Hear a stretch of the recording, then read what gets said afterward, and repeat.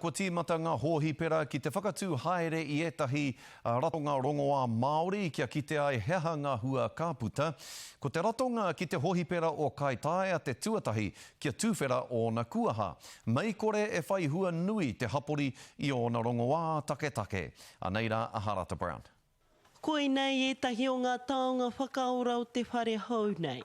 Ai, kia hau he whakamana I ngā mahi kua mahia e o tātou nei tūpuna, nā rātou te whawhai kia taimai mātou ki konei. Ko te romiromi ko te karakia etahi o ngā ara whakaora kāputa. Ngā mahi matua mōku hei hoatu ki ngā tangata ko ngā mahi romiromi me ngā mahi mirimiri. Aha koa he mahi a tīnana ka tino hohonu haere te mahi wairua a Hinengaro hoki. He tino a tāhua. No te me peha te tangata e orai, mea hore atu he wāhi I haerenga mō rātou.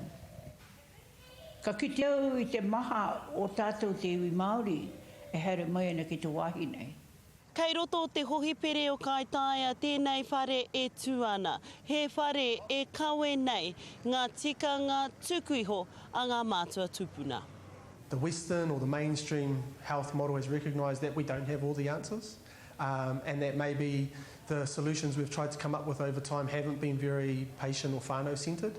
And so we've reflected on that and gone out to the people and asked what they want and what they need. E aroha te mana ki te wairua ki a rātou e mahi ana I rate te mamai o te hōhipere na mātou ko taimai mātou te awhi a rātou ngā rata me ngā nāhi. Taimai ana te whakatōpūtanga o ngā kai kawe I ngā Rongoā Māori o te taitokerau nā te mea. He kaupapa tēnei kātoro ki ngā hōhipere o te taitokerau whānui mai Kaitaia nei ki Otangarei.